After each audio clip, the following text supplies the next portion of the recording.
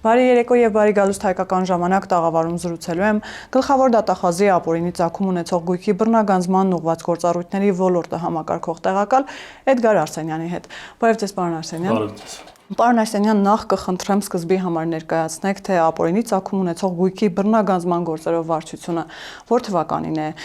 ձևավորվել եւ ձևավորումից առ այսօր վարչությունում ապօրինի ծագում ունեցող գույքի բռնագանձման քանի ուսումնասիրություն է իրականացվել։ Շնորհակալ եմ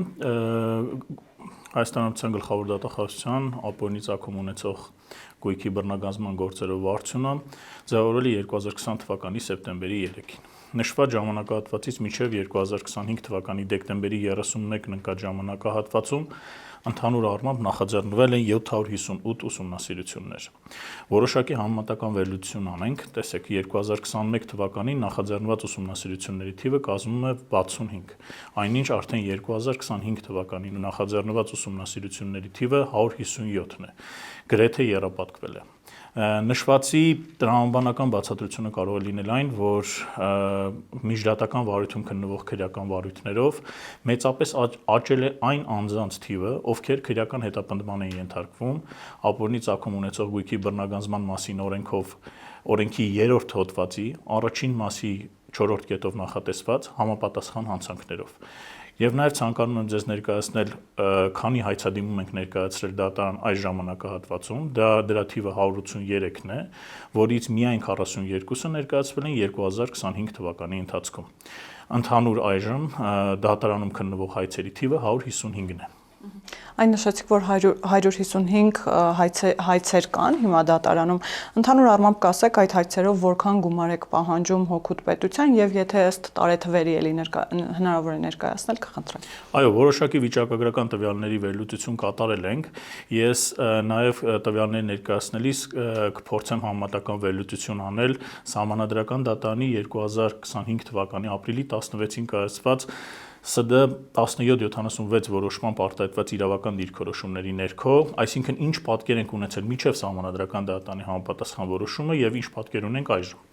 Այսպես 2021 թվականին 3 հայցով ընդհանուր հայցագինը կազմել է 18 միլիարդ 959 միլիոն դրամ։ Այնից Սահմանադրական դատարանի որոշմամբ պայմանավորված այն կազմում է արդեն 6 միլիարդ 355 միլիոն դրամ։ 2022 թվականին ունենք 21 հայց, որի ընդհանուր հայցագինը կազմել է 85 միլիարդ 145 միլիոն դրամ։ Արդեն նորից Սահմանադրական դատարանի դիրքորոշումով պայմանավորված 18 հայցով ունենք 78 միլիարդ 82 միլիոն դրամի հայցագին։ 2023 թվականին տարված 73 հայցերով ընդհանուր հայցագինը կազմել է 417 միլիարդ 591 միլիոն դրամ, իսկ Սահմանադրական դատարանի դիրքորոշումով պայմանավորված արդեն այժմ կազմում է 377 միլիարդ 475 միլիոն դրամ 55 հայցով։ 2024 թվականին 44 հայցով ունենք ընդհանուր հայցագինը կազմում է 100 միլիարդ 355 միլիոն դրամ, ՍԴ որոշմամբ պայմանավորված 41 հայցով հայցագինը կազմում է 97 միլիարդ 911 միլիոն դրամ։ 2025 թվականը մի փոքր բացվածքով կներկայացնեմ, ինչպես նշեցի, 2025 թվականին դատարան ներկայացվել են 42 հայցեր, որոնք ընդհանուր հայցերի կազմում են մոտ 23%-ը եւ նշված հայցադիմումներից այժմ քննվում են 38-ը եւ այդ 38 հայցադիմումներով հօգուտ Հայաստանի Հանրապետության պահանջում ենք բռնագանձել 230 անշարժ գույք, 68 շարժական գույք, 76 իրավաբանական անձանցում մասնակցություն։ Դրամական պահանջն այս հայցերով կազմում է 31 միլիարդ 540 միլիոն դրամ, իսկ ընդհանուր հայցագինը 35 միլիարդ 993 միլիոն դրամ։ Պարոն Արսենյան, տեսեք, Սահմանադրական դատարանի որոշումից հետո հայցագներն ու հայցապահանջները փոփոխվել են։ Որոշ ընդդիմադիր գործիչներ, գիտեք, որ Սահմանադրական դատարանի այս որոշման հետ կապված ունեին մտահոգություններ եւ բացասական կանխատեսումներ էին անում։ Ընդհանուր առմամբ, ի վերջո այս որոշումը ինստիտուտի կայացմանը օգնել է, թե հակառակը վնասել է։ Պատասխանս միանշանակ է, օգնել է։ Նախ ցանկանում եմ նշել, որ ապօրինի գույքի բռնագանձման ինստիտուտի ներդրումը պայմանավորված չէ քրեական վարույթի հետ։ Այն առանձին ինստիտուտ է, որը գործում է քաղաքացիական դատավարության ընդհանուր կանոններով եւ համապատասխան կարգավորվում է իմ կողմից նշված օրենքով։ Պետք է նկատի ունենալ, որ քրեական արտադատության ոլորտում հակակոռուպցիոն պայքարը չի կարող սահմանափակվել բացառապես քրեական ոլորտում իրականացվող եւ արկա գործիքակազմով։ Դրա համար պետք էին նաև այնպիսի կառուցակարգեր, որոնք հնարավորություն կտային պետությանը կանխարգելել կոռուպցիան եւ վնասի վերականգնման այլ հնարավորություն ունենալ անկախ քրեական մեղադրանքի հաստատման փաստից։ Հենց այս հանգամանքով էլ պայմանավորված Սահմանադրական դատանը խոր վերլուծության ենթարկելով օրենքը դիմումատուների կողմից ներկայացված փաստարկները նշեց շատ կարևոր երկու նպատակներ, որոնք Սահմանադրական դատանի որոշման բունեությունն են ներկայացնում, եւ այդ երկու նպատակներով ամրագրվեց, որ օրենքի հիմնական գործառույթները դրանք հանցավորության դեմ պայքարն են եւ կոռուպցիայի դեմ պայքարն է։ Եթե ուշադիր նայենք, վերլուծենք, այս երկու ինստիտուտները ինքնին շատ ծանրակշիռ առանձին ինստիտուտներ են, որոնց դեմ պայքարը շատ կարևոր նշանակություն ունի պետության համար, բայց պետք չէ նաև բացառել այն դեպքերը, որ հնարավոր է այդ երկու նպատակները մեկտեղվեն։ Օրինակ հասարակ օրինակ, երբ որ պաշտոնատար անձը, ով օրենքի իմաստով հանդիսանում է հայտարարատու պաշտոնատարանց կատարում է որևէ հանցանք, որը մեր օրենքով նախատեսված է։ Այդ դեպքերում երկու նպատակները՝ եւ հանցավորության դեմ պայքարը եւ կոռուպցիայի դեմ պայքարը սկսում են գործել։ Պետք է վերջնարդյունքում ցանկանում եմ նշել, որ Սահմանադրական դատանը ասեց հետեւյալ կանոնները սահմանեց մեր համար։ Հանցանք կատարած անձի համար պարտադիր կարող ես ապօրինի գույքի բռնագանձման պահանջ ներկայացնել, եթե գույքը կապ ունի համապատասխան հանցանքի հետ, ապօրինի։ Իսկ պաշտոնատար անձի դեպքում, որը մեր օրենքով հանդիսանում է հայտարարատու պաշտոնատար անձի պաշտոնը ստանձնելուց հետո ձեռք բերված ապօրինի գույքը։ Այս երկու կարևոր արձանագրումներն էին, որ կատարեց Սահմանադրական դատանը։ Եվ վերջում արձանագրեց, որ դիմողի կողմից վիճարկվող դրույթները համապատասխանում են Հայաստանի Հանրապետության Սահմանադրությանը։ Ամփոփելով խոսքս, այս հարցի վերաբերյալ կցանկանամ նշել, որ Սահմանադրական դատանը սահմանեց հստակ կանոններ, որոնք միանշանակ ավելի դյուրին են դարձրել մեր աշխատանքը։ Դատական քննության ընթացքում առաջ եկած մի շարք խնդիրներ լուծվել են, եւ մենք շարժվում ենք այն իրավական դիրքորոշումների լույսի ներքո, որ արտահայտել է Սահմանադրական դատանը։ Նաև կցանկանամ ձեզ մեկ բանի վրա ուշադրություն դարձնել, որ 2025 թվականի ապրիլի 16-ին կայացված որոշմանը ծանոթանալուց իրավական դիրքորոշումները ուսումնասիրելուց հետո վարչության կողմից իրականացվել է հսկայական աշխատանք։ Մասնավորապես հենց այդ աշխատանքի արդյունքում դատան ներկայացվել են արդեն իսկ դատարան ուղարկված 68 հայցերի հիմքի եւ առարկայի փոփոխության միջնորդություններ կապված Սահմանադրական դատանի արտահայտած իրավական դիրքորոշումներով։ Բացի այդ հրաժարվել ենք նաեւ 14 հայցերից, նորից այդ դիրքորոշումներով պայմանավորված։ Այժմ դատանում ունենք 155 պահանջ, ընթացիկ քննվող արդեն նշեցի, որոնցով ընդհանուր հայցագինը կազմում է 595 միլիարդ 817 միլիոն դրամ։ Պահանջում ենք 324 շարժական, 1463 անշարժ գույքեր, 440 իրավաբանական անձանցում մասնակցություն, իսկ դրամական պահանջը կազմում է 518 միլիարդ 428 միլիոն դրամ։ Ձեր ուշադրությունն եմ հրավիրում նաև այն հանգամանքի վրա, որ ոչ բոլոր իրավաբանական անձիկ ու անշարժ գույքերի արժեքն է դեռևս որոշված, դա ընթացքի մեջ է գտնվում այդ գործընթացը, եւ դրանց արժեքը որոշելուց հետո վստահաբար կարող եմ ասել, որ իմ կողմից նշված շուրջ 595 միլիարդ ընդհանուր արժողությամբ հայցագինը միանշանակ վստահաբար եմ ասում աճելու է։ Պարոն Աշտանյան, խոսենք նաև վճիռներից, վճիռներ հատկապես ուժի մեջ մտած վճիռներ ունեք։ Այո, վարչության գործունեության ընթացքում ունեցել ենք ընդհանուր առմամբ 12 վճիռներ, որոնց 5-ը ստացել են օրինական ուժ, իսկ 7-ը դեռևս գտնվում են բողոքարկման փուլում կողմերի կողմից եւ հայցվոր եւ պատասխանող։ Մասնավորապես 2020-24 թվականների ընթացքում վարչության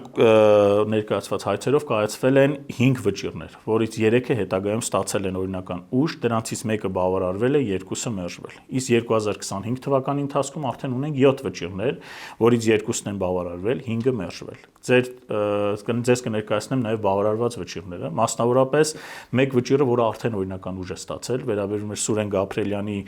պատկանող ապօրինի գույքի բռնագանձմանը, եւ դրանով դատանը բավարարեց դատախազության պահանջը եւ հօգուտ Հայաստանի Հանրապետության բռնագանձման կենթարկվի,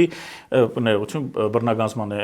ենթակա Երևան քաղաքի Վարդանանց փողոցում գտնվող մեկ բնակարան, Կոտայքի մարզի Առինչ համայնքում գտնվող մեկ բնակելի տուն, որոնց ընդհանուր միջին շուկայական արժեքը կազմում է 300 միլիոն 650 հազար դրամ։ Ցանկանում եմ նշել, որ այդ երկու անշարժ գույքը արդեն իսկ գրանցված են Հայաստանի Հանրապետության անունով։ Ինչպես նաև 56 միլիոն 667 հազար դրամ եւ 50 720 եվրո։ Բացի այդ, երկու վճիռ կայացվեց նաև 2025 թվականին, մեկը վերաբերվում էր Սերոբ Հարությունյանին պատկանող ապօրինի գույքերին, որով դատարանը բավարարելով դատախազության պահանջը նշեց, որ հօգուտ Հայաստանի Հանրապետության պետք է բռնագանձվի 4 անշարժ գույքեր, որից 3-ը գտնվում են Կենտրոն համայնքում եւ շուկայական արժեքը կազմում է 324 միլիոն 600 հազար դրամ։ Իսկ դրամական պահանջի չափը բավարարված կազմում է 207 միլիոն 452 հազար դրամ։ Մյուսը վերաբերվում է Մանվել Գրիգորյանին, որով դատանը բավարարելով դատախազության պահանջը նշեց, որ հօգուտ Հայաստանի Հանրապետության բռնագանձման ենթակա է 9 անշարժ եւ 6 շարժական գույքեր, որոնց շուկայական արժեքը կազմում է 876 միլիոն 600 հազար դրամ, ավանդի փոխառության պահանջ, որը կազմում է 341 միլիոն դրամ, 1 իրավաբանական անձում մասնակցություն եւ այսքանը։ Այս երկու վճիռները, որոնք ներկայացրեցի, Սերոբ Հարությունյանի Մանվել Գրիգորյանի մասով դեռևս գտնվում են բողոքարկման փուլում։ Պարոն Արսենյան, եթե չեմ սխալվում, այս տարիների ընթացքում կնքվել են նաև հաշտության համաձայնություններ, կխնդրեմ նաև այդ իմաստով ներկայացնեք, թե քանիսն են հաշտության համաձայնությունները, ում հետ են դրանք կնքվել եւ դրա արդյունքում որքան գումար եւ գույք է վերադարձվել Հայաստանի Հանրապետությանը։ Դատախազության իրավասու ստորաբաժանման գործունեության 5 տարիների ընթացքում կնքվել են ընդհանուր առմամբ 9 հաշտություններ՝ 2023 թվականին 4-ը, 2024 թվականին 4-ը եւ մեկը 2025 թվականին։ Նշեմ, որ 2023 թվականին կնքված 4 հաշտություններով Հայաստանի Հանրապետությանն են փոխանցվել 6 անշարժ գույք, 1 շարժական գույք, շուրջ 80 միլիոն դրամ։ Ընդհանուր արժեքը կազմում է 2 միլիարդ 180 միլիոն 962 հազար դրամ։ 2024 թվականին կնքված 4 հաշտություններով Հայաստանի Հանրապետությանն է փոխանցվել 1 անշարժ գույք, որի շուկայական արժեքը կազմել է 2 միլիարդ 18 միլիոն դրամ։ Իսկ մյուս 3 հաշտության համաձայնություններով 858 միլիոն 972 հազար դրամ։ Այս հաշտություններից մեկով, որի ընդհանուր արժեքը կազմել է 50 միլիոն 338 հազար դրամ, փաստացի վճարվել է 35 միլիոն դրամ, իսկ մնացած մասի փոխարեն բռնագանձվել է 1 շարժական գույք, ինչպես նաև բռնագանձվել է 15 միլիոն 900 հազար դրամ, ինչպես նաև 1 միլիոն 500 հազար դրամ։ Ընդհանուր արժեքը 2024 թվականին կնքված հաշտություններով կազմում է 2 միլիարդ 879 միլիոն 434 հազար դրամ։ Իսկ 2025 թվականին կնքված 1 հաշտությամբ որպես ապօրինի ծագում ունեցող գույք Հայաստանի Հանրապետության օգտին պետք է բռնագանձվի 87 միլիոն 622 հազար դրամ, որից արդեն իսկ բռնագանձվել է 65 միլիոն 675 հազար դրամը։ Ընդհանուր առմամբ մինչ օրս իրավասու մարմնի կողմից կնքված հաշտության համաձայնությունների արդյունքների հանրագումարը կազմում է 5 միլիարդ 145 միլիոն 957 հազար դրամ։ Վերջնարդյունքում պետք է փաստել, որ հաշտության համաձայնությունների հիման վրա արդեն իսկ բռնագանձվել է 7 անշարժ գույք, 2 շարժական գույք եւ դրամական միջոցներ, որոնց հանրագումարը կազմում է 5 միլիարդ 126 միլիոն դրամ։ Կցանկանայի նաեւ մանրամասն ներկայացնել այս հաշտությունները ում հետ են կնքվել։ Մասնավորապես 2023 թվականի օգոստոսի 22-ին հաշտության համաձայնություն է կնքվել ԱԱԾ պահպանության պետի նախկին առաջին տեղակալ Վաչագան Ղազարյանի հետ, որի հիման վրա հօգուտ պետության բռնագանձվել են Ծովակալ Իսակովի պողոտա 23 հասցեում գտնվող 0.5 հեկտար մակերեսով հողամաս, նույն պողոտայի 25 կոտորակի 2 հասցեում գտնվող 34.76 քառակուսի մակերեսով հասարակական տարածք եւ բնակավայրերի նշանակության 2.14 հեկտար մակերեսով հողամաս, Ծովակալ Իսակովի պողոտա 25 կոտորակ 3 հասցեում գտնվող 25.6 քառակուսի մետր մակերեսով տարածք եւ բնակավայրերի նշանակություն ունեցող 1.4 հեկտար մակերեսով հողամաս, Ծովակալ Իսակովի պողոտա 25 կոտորակ 4 հասցեում գտնվող 237 քառակուսի մետր մակերեսով հասարակական տարածք եւ 0.16 հեկտար մակերեսով բնակավայրերի նշանակության հողամաս, շուկայական արժեքների հանրագումարը նշված հողամասերի կազմում է շուրջ 2 միլիարդ դրամ։ 2023 թվականի փետրվարի 17-ին հաշտության համաձայնություն է կնքվել Հայաստանի ֆուտբոլի ֆեդերացիա Փակ բաժնետիրական ընկերության նախկին տնօրեն Արթուր Մանուկյանի հետ։ Հաշտության համաձայնության հիման վրա հօգուտ Հայաստանի Հանրապետության բռնագանձվել է Ծարավ աղբյուրի 143 կոտորակ 16 հասցեում գտնվող 0.05 մակերեսով հողամաս, որի շուկայական արժեքը կազմում էր 81 միլիոն 962 հազար 500 դրամ։ 2023 թվականի մարտի 13-ին հաշտության համաձայնություն է կնքվել Լուսանշան ՊՕԱԿ-ի նախկին տնօրեն Էդուարդ Հարությունյանի հետ, որի հիման վրա հօգուտ պետության բռնագանձվել է 50 միլիոն դրամ։ Հաշտություն կնքվել է նաև 2023 թվականի հոկտեմբերի 13-ին Էրեբունի վարչական շրջանի նախկին ղեկավար Արմեն Հարությունյանի հետ, որի հիման վրա հօգուտ պետության բռնագանձվել է 28 միլիոն 700 հազար դրամ, ինչպես նաև Վաղարշան փողոցի առաջին շենքասցիոնում գտնվող ավտոտնակ եւ 1 տրանսպորտային միջոց, որոնց ընդհանուր շուկայական արժեքը միասին կազմել է 16 միլիոն 400 հազար դրամ։ Հաշտություն է կնքվել 2024 թվականի փետրվարի 15-ին Տավուշի նախկին մարզպետ Հովիկ Աբովյանի հետ, որի հիման վրա հօգուտ պետության բռնագանձվել է 608 միլիոն 634 հազար դրամ։ Մյուս հաշտությունը, որը կնքվել էր 2024 թվականի փետրվարի 21-ին, վերաբերվում էր փողերի լվացման հանցակազմով որպես մեղադրյալ ներգրավված Գալուստ Գրիգորյանին, որի հիման վրա հօգուտ պետության բռնագանձվել է 2 միլիարդ 18 միլիոն 400 հազար դրամ շուկայական արժեքով, Աճարյան 39 կոտորակ 6 հասցեում գտնվող անշարժ գույքը։ 2024 թվականի օգոստոսի 29-ին հաշտության համաձայնություն է կնքվել Պետեկամուտների կոմիտեի մաքսանենգության դեմ պայքարի վարչության Զվարթնոցի վարչության նախկին պետ Գևորգ Հակոբյանի հետ, որի հիման վրա հօգուտ պետության բռնագանձվել է 36 միլիոն 500 հազար դրամ, 1 տրանսպորտային միջոց եւ 15 միլիոն 900 հազար դրամ արժեքով շուկայական արժեք ունեցող 1 տրանսպորտային միջոց։ 2024 թվականի սեպտեմբերի 9-ին հաշտության համաձայնություն է կնքվել Պաշտպանության նախարարի նախկին տեղակալ Ալիկ Միրզաբեկյանի հետ, որի հիման վրա հօգուտ պետության բռնագանձվել է 200 միլիոն դրամ։ Եվ վերջում ներկայացնեմ 2025 թվականի հունիսի 26-ին կնքված հաշտության համաձայնությունը, որը կնքվել է Սուրեն Ավագյանի հետ եւ հօգուտ պետության բռնագանձման ենթակա է 87 միլիոն 622 հազար դրամը։ Այսպիսով կնքված 9 հաշտության համաձայնությունների արդյունքում հօգուտ պետության փոխանցվել են 7 շարժական եւ 2 անշարժ գույք, 7 անշարժ եւ 2 շարժական գույք, իսկ հաշտության համաձայնությունների հանրագումարը կազմում է 5 միլիարդ 148 միլիոն դրամ։ Պարոն Արսենյան, կրկին պիտի վերադառնանք 155 հայցերին,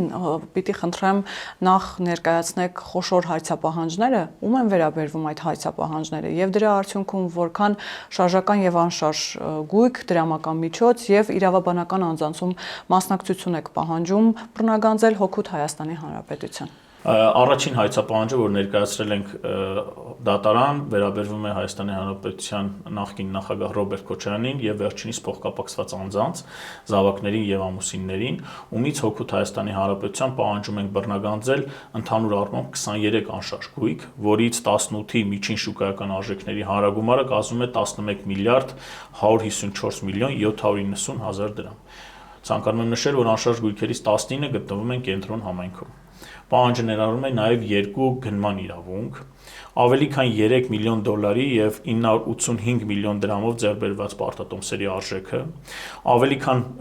1 միլիոն 400 հազար դոլարի եւ 200 միլիոն դրամի ավանդի իրավունք պահանջը,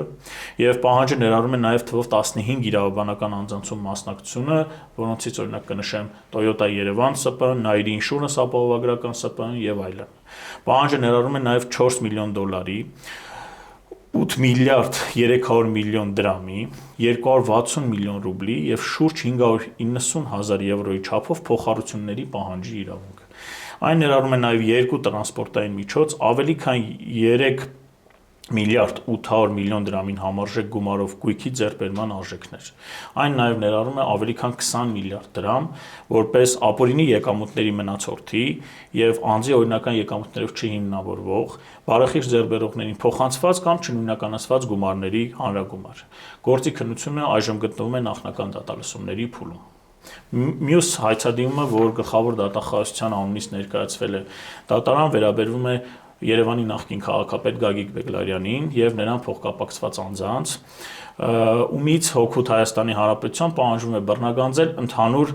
16 միլիարդ 800 միլիոն դրամ արժեքով ապօրինի ծագման գույք։ Մասնավորապես Երևան քաղաքում գտնվող 31 բնակարաններ, տարածքներ, շինություններ, ավտոհանգրվաններ, որոնցից 2 տասնյակը գտնվում են Կենտրոն համայնքում։ Ինչպես նաև Երևան քաղաքի այլ վարչական շրջաններում գտնվող գույքեր, նաև Կոտայքի մարզում, Արարատի մարզում, ինչպես նաև 1 տրանսպորտային միջոց, իսկ եթե դա անհնարին լինի, ապա դրանց միջին շուկայական արժեքը, որը կազմում է 10 միլիարդ 705 միլիոն դրամ։ Պահանջում ենք նաև 10 իրավաբանական անձանցում մասնակցության իրավունք, որոնց թվին պատկանում է Rio ՓԲ-ն, Արաբկիրի Կահույքի ֆաբրիկա 1 ՓԲ-ն եւ այլն։ Նաև 8 հանձնված փոխառության չվերադարձված մասի պահանջի իրավունք, որի արժեքը կազմում է 1 միլիարդ 880 միլիոն դրամ։ Ինչպես նաև 883 միլիոն դրամ, որպես ապօրինի ծագում ունեցող գույքի օգտագործումից ստացված եկամտի,